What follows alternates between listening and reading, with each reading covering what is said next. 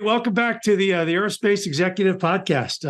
I am back once again. My good friend Brian Foley is with me. Brian is one of the industry's top analysts.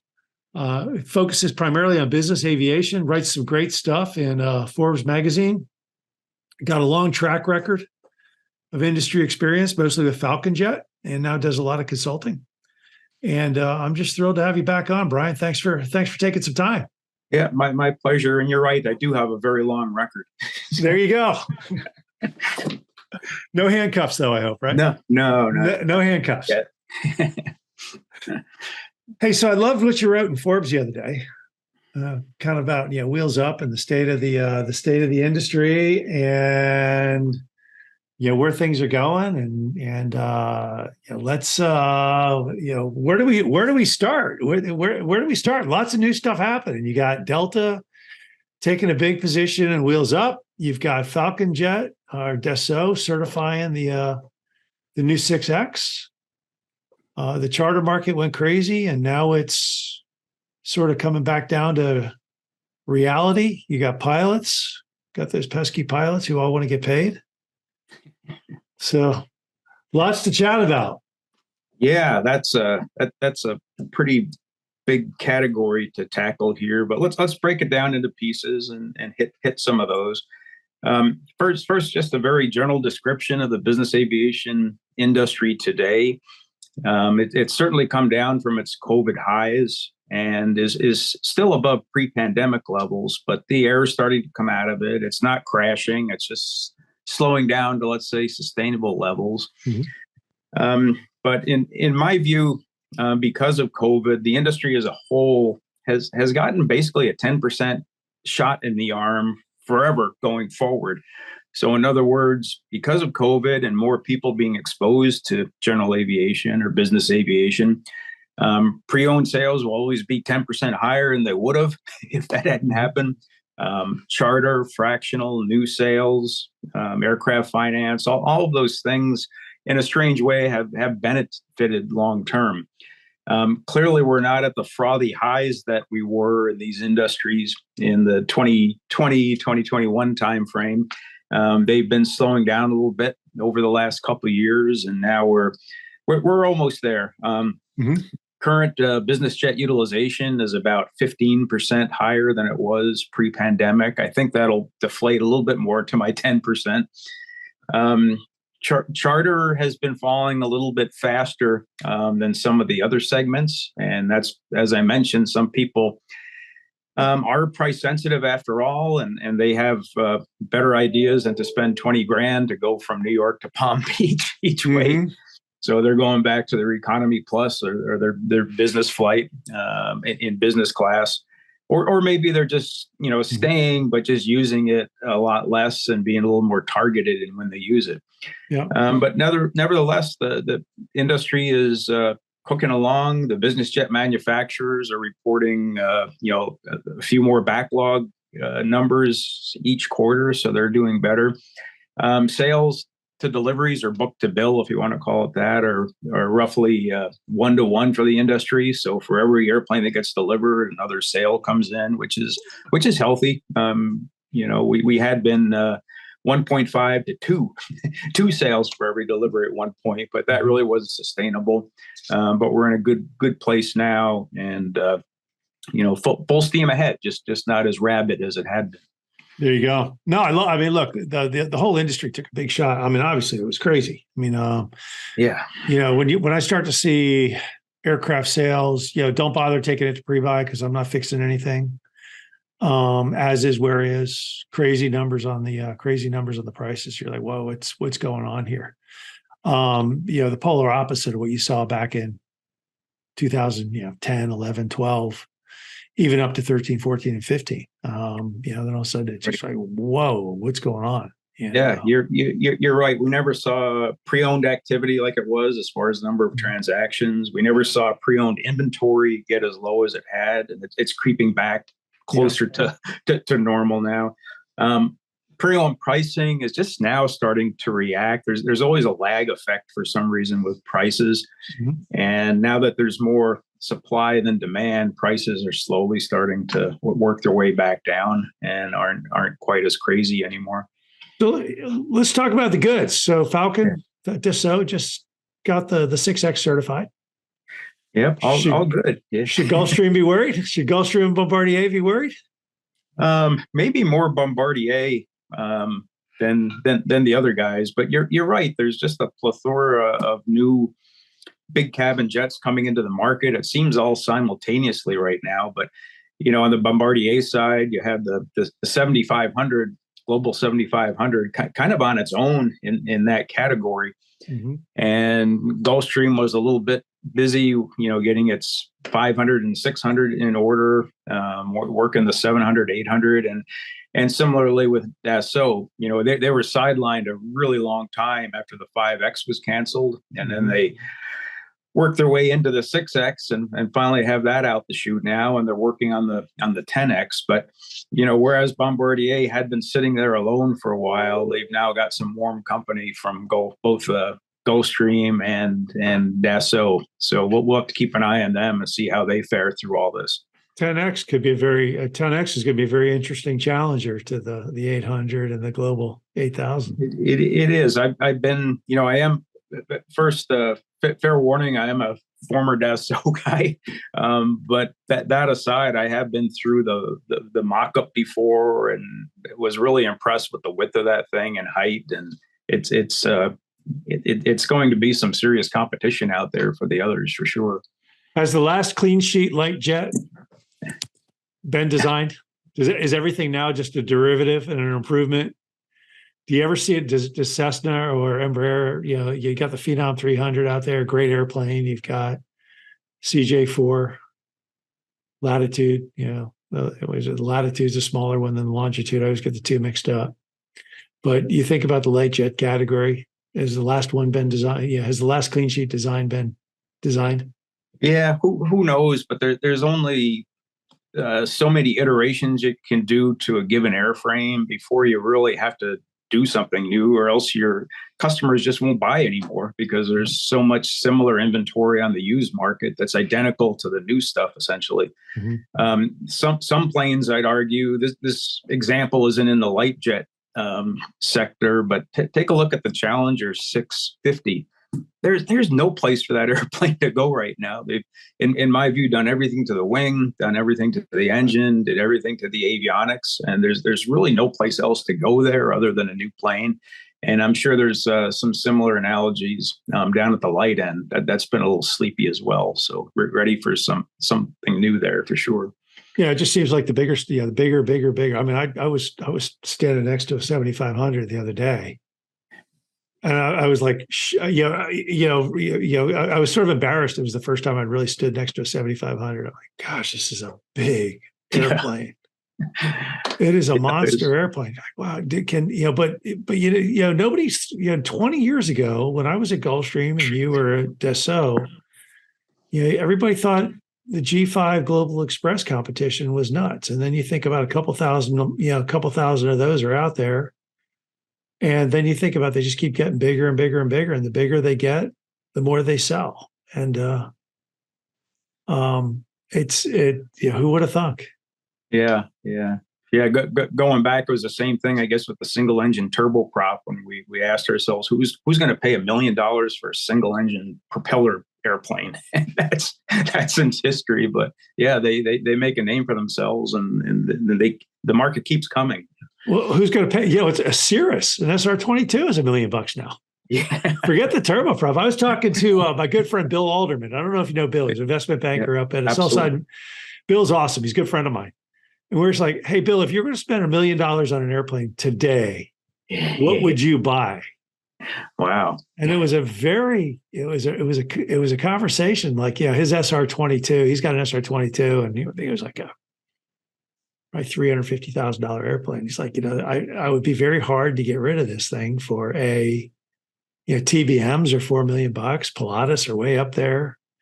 Do you get a Baron? Well, then it's like you think about $1 million today, and what would you buy? And you're really sort of in a no man's land. Yeah, you can even get a clapped out Learjet or something else elderly in the hundreds of thousands of dollars. Of course, it'll cost you $1 million to fix it up and fly it, but nonetheless, you have a business jet. Thank God for JSSI, right? So hey, look, all right. So let's switch gears now. Wheels up. I've never, look, honestly, I've never was a believer in the wheels up model. Very hard to make money off King Airs in a fractional service. Too much. The paid legs are just too short. Yeah. There's a lot of the deadhead pilots, the overhead. I mean, it's just a very. I love Kenny Dichter. I think he's probably one of the best salespeople in the world, but I was just never a real fan of the business plan. Was I wrong? You're correct about the business model for small planes like a King Air. Compared to an operator of larger jets like NetJets, just the customer, the final client for a King Air is going to be a lot more price sensitive. The margins are going to be smaller. There's just less room for error. So it's a much more difficult environment to try to make money. And when you're deadheading, you got a slow airplane that's sucking a lot of fuel. So operationally, it's difficult care and feeding for that as well. So it's a pretty tall order for the new owners to come in and try to make that a going concern. It's even more concerning, as you've probably seen in the news, where they keep getting little continual lifelines thrown at them. I think a month ago, and this off the top of my head, it was 15 million coming in from Delta. This month it was 20 million coming in. They finally got a nice boost when a couple of investors plus Delta came together and raised upwards of 500 million. Of that, 100 million is Delta's credit line. Let's call it that to them.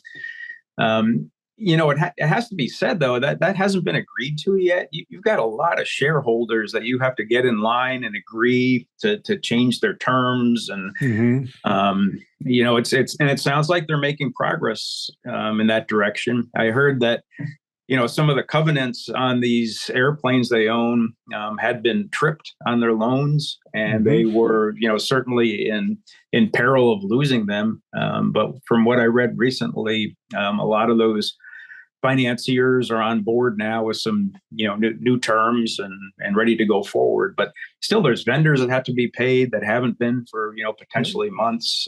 There's lawsuits I presume that you're taking on, and just a whole kettle of fish besides what you and I just see. Yeah, my only look, I don't see how.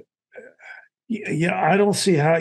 Bastion threw $100 million into Wheels Up right before COVID, and I was thinking, then all of a sudden, thank God for government money. I was thinking he probably wished he had that $100 million back. Maybe not. I don't know. I'm not smart enough to get in his head, but I'm thinking, timing. But I got to think that the only way this thing survives is some sort of Chapter 11 bankruptcy, restructuring. The vendors, your stockholders get wiped out. Hopefully, your vendors get paid something. And then you just see what some sort of private equity guys or Delta can make of it, make of the pieces at the other end. But combined, it's lost $2 billion. I think it's lost $2 or $3 billion, and it's how are you ever going to? There's definitely heavy duty debt, and I don't understand how private equity would take it over before it went bankrupt. Just to shed that, maybe they're doing it post acquisition since they own 95% already. Why not?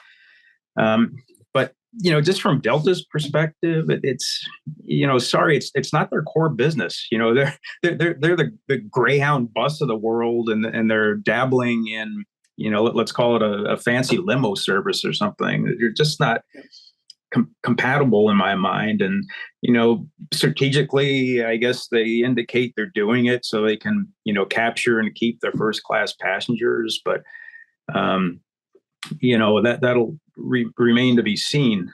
But it's a bad business model to begin with. It's been losing hundreds of millions a quarter. There's nothing to suggest that's changing much. It's Nope. gone down a little bit, but still in the hundreds of millions, per quarter that they're losing. Another thing that hasn't been discussed are pilot unions. There's hundreds of pilots at Wheels Up, and I know the contract has just been ratified at Delta, but I can tell you from years past, United had a similar idea with their Avalar division, and the union got on that and quashed it, and essentially hundreds of business jet orders for new jets were canceled, and it was dissolved. So lots of bear traps out there for sure. Yeah, look, I don't know where Delta's trying to go. They keep trying to get into this high end, with Delta private jets. They bought Seagraves, and then here they are. I don't know either. It's they've done it 2 or 3 times. It's never worked. Maybe we should just be a really good airline and go from there. Yeah. Well, they certainly know the bankruptcy deal. They did that in 2005, so you and I could pay pensions forever going forward. Absolutely. And I'm sure that's in the back of their mind for Wheels Up as well. Sure. So, so is this okay? So JetSuite left. JetSuite went bankrupt with $100 million in cards outstanding, jet cards. Yeah. Wheels Up has got a whole trash load of, I don't know, I can't remember the number. You probably know it on the top of your head. They've got a whole bunch of cards out there that are outstanding. Is this the end of the jet card world, or does it just change? No, I think there's just a reckoning of charter operators and fractional operators that are highly leveraged in a rising interest rate environment, and an environment where charter is slowing down right now, an environment where there's not as much subcharter. A lot of these startups depended on extra Wheels Up business that isn't there anymore, or extra, VistaJet, make that up. But that's another cog in the wheel of this industry is VistaJet, just as prominent as a Wheels Up, only even more value in their fleet right now. And there seems to be a lot of question marks on, whether they remain a going concern, according to their auditor, not according to Brian Foley. So we'll certainly keep an eye on that. But it's just not a good thing for the industry, because if either of them either go away or start dissolving and getting rid of some of their fleet, that's a big impact for a small industry where a bunch of pre-owned airplanes come on the market, because that kills the resale values in the used market.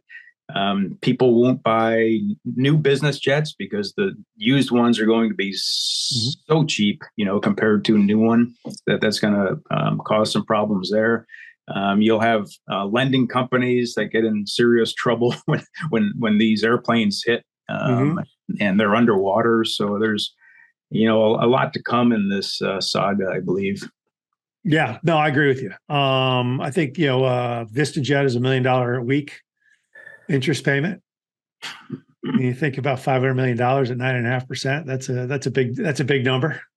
Right. In interest to pay. You're referring to some bonds they just floated. Some bonds they floated at a discount, which sold at a discount. And, so that's a big number they got to pay. That's a hard, that's you better get your sales team engaged. It's a big nut. Right. So to your point, this thing isn't over yet. We're just starting to hear some feedback from the field, especially these, high profile ones. But you can bet there's some smaller ones out there that you may never hear about. They might just vanish. It might get picked up in the news, but they're certainly not going to put a press release out that we close business. Yeah. Look, I'm not into Thomas Flora's books. I read what I read, and I'm not close enough to their business to say good business or bad business. All I can say is, hey, look, on the surface, 9.5% bond, $500 million. That's a lot of interest to pay for a biz jet operator. And then I think about the small charter management companies that are dealing with pilots that want a lot of money. Hangar costs are up, insurance costs are up, fuel. They're just in a high cost environment right now. And I got to think that the smaller 10 and under, 10 aircraft, 10, 12, 15 aircraft or less charter management company is really struggling. Yeah. I mean, it's just simple math. You know what else is kind of an interesting thing going on right now in the industry is you would think investors are done with business aviation after getting burnt by Wheels Up and questioning the future of some of these other companies and others like Jet that just flat out went out of business. But we still see SPACs Yep. being floated for Yeah. charter companies. And it's funny, they're being combined with everything but the kitchen sink into one fund and made public. But it's always amazed me to see some of them go out there and do this because some are only raising maybe, $40 million and they're going public to do that. And they might not understand that once you go public, you have all kinds of fees with regard to keeping up with the SEC and providing paperwork and that can amount to $1-2 million a year just for compliance. So, I was thinking Surf Air, like what did they raise? $20 million? They floated this SPAC. They get $20 million. I'm like, your cost of compliance alone, is going to choke you. And so the sad thing about Surf Air is that to me should have been a venture capital deal. Let's go find some California VCs to invest in this thing. And Fred Reed, he's on their board and he was at FlexJet for a long time, ex-Delta guy. And, he knows better. I'm not exactly sure, what, I have no problem speaking my mind on that one. I'm just not exactly sure what the ultimate goal was other than, hey, can we pass this off at some, can we just pass it on pass it off on the pink sheets to some enterprising retail investor who is willing to roll dice. That to me, it just, smacks of a company that should never have even seen the light of day.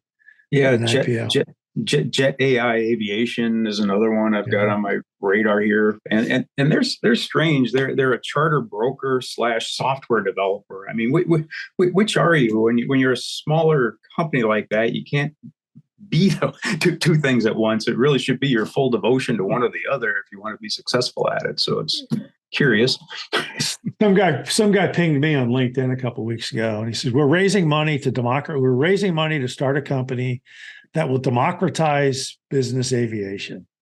Business aviation will never be democratized. You're always going to pay a premium to fly by yourself or 2 or 3 others, and certainly can't compete with the economics of sitting with 250 of your best friends going to Los Angeles to New York. Yeah, that's what my answer back to the guy was. The world is littered with dead bodies. He tried to democratize business aviation. Democratize and business aviation are not two. They're not copacetic terms. Yeah, no, that's one of the buzzwords now, democratizing. And the other one that drives me nuts is everything's bespoke now. So the service that'll be offered when it's democratized will be a bespoke service. It's like aircrafts is not a word. Yeah, crafts. Aircrafts. I see that from some very smart guys that have been in the industry a while and writers. Aircrafts. I see writers in the New York Times writing about aircrafts. I'm like, did you not learn basic English? But on the flip side too, let's look at the opportunities. So let's pilot costs. The regional airlines have been choking. Mesa had 40 airplanes parked. They're selling them because they couldn't find pilots. Republic, same. Spirit. All of a sudden now you look at Wheels Up pilots who are probably polishing their resumes up.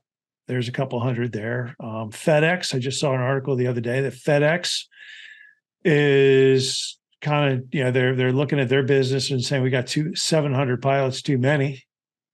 Do we hang on to them, and what could be, or are we starting to see the cracks in the quote unquote pilot shortage? I think we're past the cracks. I'm a little skeptical if there's been a pilot shortage for the last year or two. What the real shortage is, and it's real, is training slots to get these people certified or get a type cert or something, and those are really tight and hard to come by. Yep.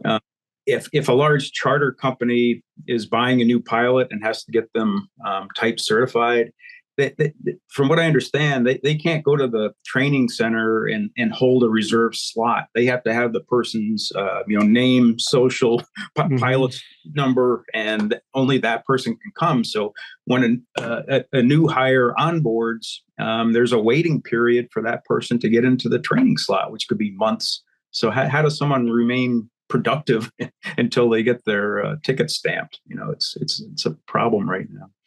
I placed a chief pilot, director of aviation for a company that flies a Challenger 350. Obviously the goal was, hey, we need to go find somebody who's got a type, right? Well, location, you need somebody there. All right, we'll accept somebody who doesn't have a type. And, it was really interesting. Both flight safety and CAE, I pinged some of my friends there and they were like, hey, look, it's really tight right now, but we do get cancellations and we'll put you at the block. And there was like, yeah, they came through with one. It was like 6-8 weeks, but, so this guy had to fly right seat for, 6-8 weeks, but they did come open. But that's the thing, people were stealing their instructors. The simulator slots are all filled up. Yeah. It's, But I've talked to the head of operations at one of the largest charter operators in the country, and I said, "Is it still hard getting pilots?" He said, "No, absolutely not. In fact, if you look around, pilots aren't jumping ship from their positions en masse, and they're sticking around. They must be happy where they are." And if anything, I agree with you that there's some companies that are maybe a little rocky right now, and people are having second thoughts whether they stay there, and that only increases the numbers that are available. Yeah, no, I mean that's what I found too. Is that if you got a good jet, Challenger 300, 350, Gulfstream, something that's an aspirational aircraft, the older Lears, some of the air ambulance companies are struggling a little bit, just because you're still flying a steam gauges or maybe a first generation glass. They're probably struggling a little bit, but most of your 91, 135 operators are doing okay. Yeah. Prices are up a little bit. Comps up a little bit. But. Yeah, and I know Boeing tipped their hat a little bit too and said they're working pretty hard on the automation standpoint. And I know that's probably the discussion of a whole different podcast. But when you see, Delta, American, United pilots getting 40% raises, you can bet the airlines are very motivated to find a way to, reduce maybe as a start the number of international crew that have to go on a flight. But once the camel has its nose under the tent, you can be sure with these, kind of pay premiums that are going on now that they'll be looking at every opportunity to downsize crews. Well, I was talking to a captain in a major airline, and he's making about $500,000. Yeah. You're like, okay. Wide body international. Yeah. How does that? Yeah. How does that math add up? They're paying you and how many hours? $500 an hour. 1,000 hours a year, and wow, no wonder my ticket prices are there. Yeah. But once again, now the question becomes, it's the regional jet market now. But I always thought the union negotiations were very short-sighted. I mean, I appreciate that those guys trying to get everything they can. Quite frankly, they lived through pay for training back in the 90s. They lived through 9/11. They lived through the Great Recession. There's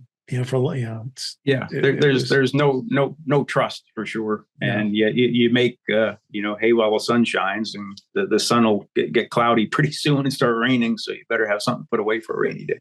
Unfortunately, it's a secular, it's a cycle, and it's a secular industry, and that's just the way it, just the way it goes. What's the biggest threat to business aviation? Is it the economy? Is it 7.5% interest rates? Is it, the eco crazies in Europe taping themselves to gluing themselves to the tarmac?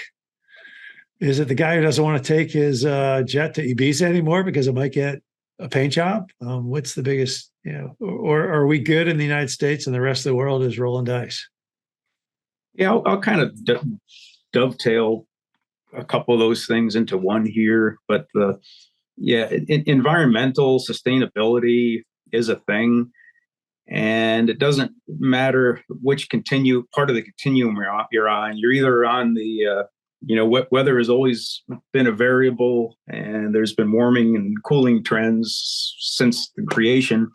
And then there's the other extreme where it doesn't matter what the technology is, aviation isn't green, and all flying has to stop. So it's got to come down there in the middle.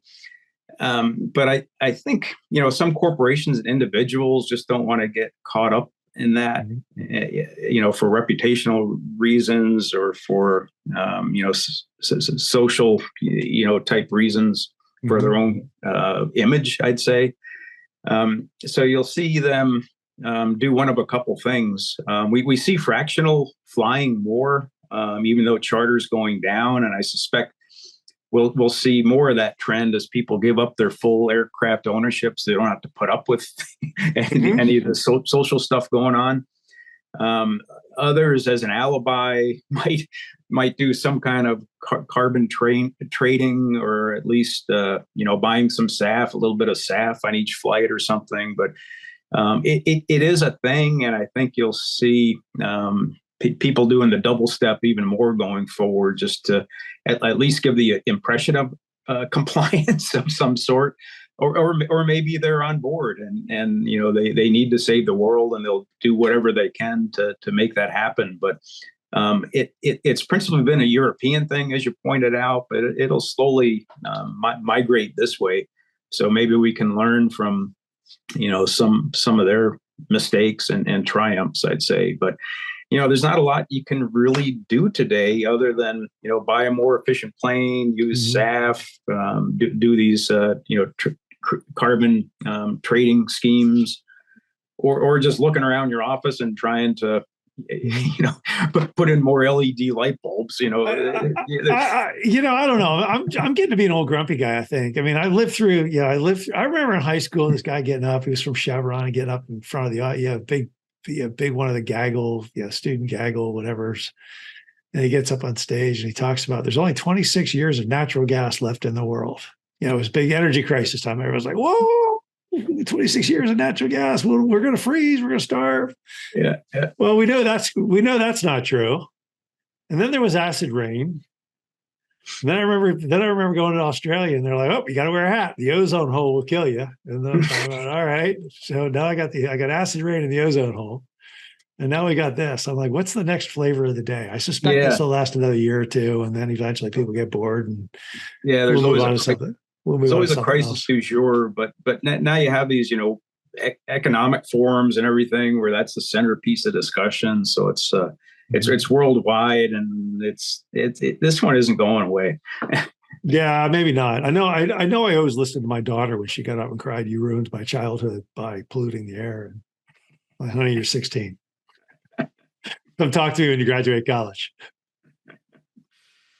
So, and I have to remind people, it's thousands of good paying jobs in the United States are created by business aviation.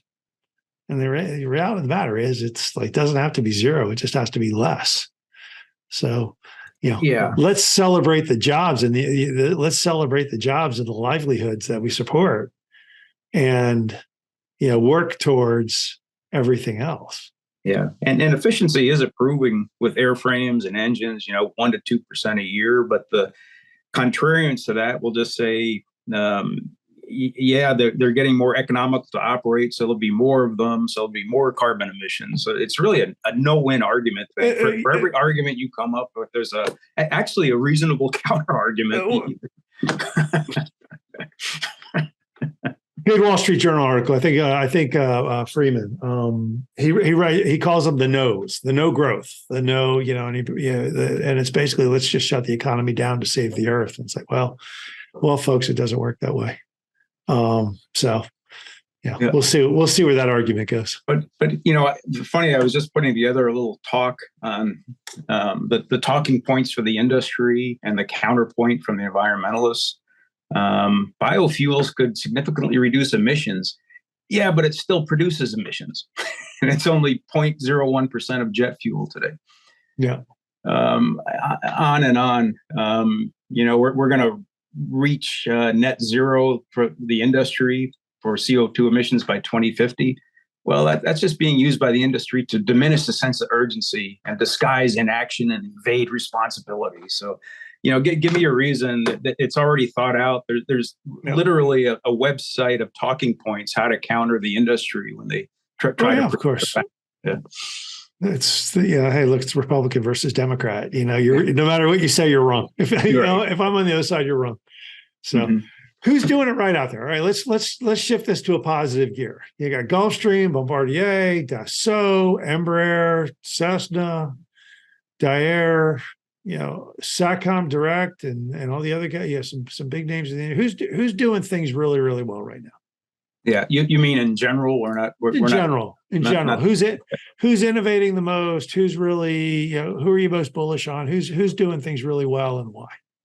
Yeah. Just working our way around. Gulfstream has done a good job of creating a family of aircraft for the future. They won't have to come out with anything new and disruptive in the interim. A little negative, believe it or not, is a lot of some of their new products are sort of on top of each other, so there'll be a little bit of cannibalization, I think, amongst themselves. Maybe they have one too many products, in my view. Maybe they could have tightened up the span a little bit. Dassault has suffered for years because of the 5X, where the engine just couldn't be delivered. They lost years, they lost market share, they lost sales. But they're finally getting their act together with the 6X as discussed, and the 10X in the future. So that's a good thing. Cessna's been resting on their laurels a little bit. I've been very unimpressed with the new jet iterations that have come out with these Gen 2 derivatives. Yep. And it's like, let's add a second ADF, and that's Gen 3 now. Or have electric window shades and more cup holders, and that justifies a new one. I suspect they might be a little bit bogged down in things like the Denali, which is behind schedule. Yeah, I suspect the Denali will end up somewhere in a museum with the Starship. I just don't see the. Look, the Pilatus PC-12, great airplane. It's proven. It's to go compete against that thing. You're starting from a 10-foot hole. Yeah. The real differentiator of that was the new engine, which is supposed to be supposedly 20% more efficient. But if it ain't working, you can't get certified. That's kind of not really worth it. But I think Cessna Textron could be doing more to come out with something new, which is one of the first things you discussed. Embraer is kind of steady as she goes. The 500 and 600 are relatively new. Yeah, the charter industry and fractional loves the 300 and even the 100. They have a history of building airliners and things for high utilization, which is why charter and fractional likes those kind of airplanes. They have the perception, at least, that these things are built to be beat up on pretty consistently. Bombardier sort of has to look out a little bit, as we mentioned. They were a little bit ahead with their global 7,500 and soon 8,000, I suspect. But Gulfstream is hot on their heels with the 700. Yep, that's a questionable marketing thing. It reminds me, there's the Gulfstream 700 and 800, which are new. You would think the 800 is the flagship because it's the biggest number, but it's really just a warmed over 650. The way I understand it. So it's a little, tough to understand their marketing sometimes. Bombardier kind of has to watch out. The other trap that's out there for them too is if something does hiccup at VistaJet, they've got a ton of Bombardier Challengers and Globals, and you name the Bombardier product and they have it. And if those hit the market all at once, that would be devastating because it would really impact the new sales and cause them some great grief. Who are we missing here? I think we covered it. We covered it. I think we kind of covered you. Bullish. So where are you at right now? I mean, obviously, we've got some economic headwinds, maybe some economic headwinds ahead of us. Yeah. China, Europe, United States teetering a little bit. Soft landing, maybe. We'll see. But do you stay bullish about the industry? Or are you a little bit flat? What do you think? Yeah, I think deliveries this year will come in close to where they were in 2019 before the rug got pulled out. I was a little more bullish in 2020, 2021. There was such interest in business aviation, but none of the manufacturers seem to be able to get their supply chain act together, or just their act together in general, to crank up production and take advantage of that. Mm-hmm. So I had forecast deliveries, going from the 700 level, which it has been since, for the last decade, pretty much until COVID, going to 900 at some point by 2025 or so. But that would certainly be at the high end now, still achievable.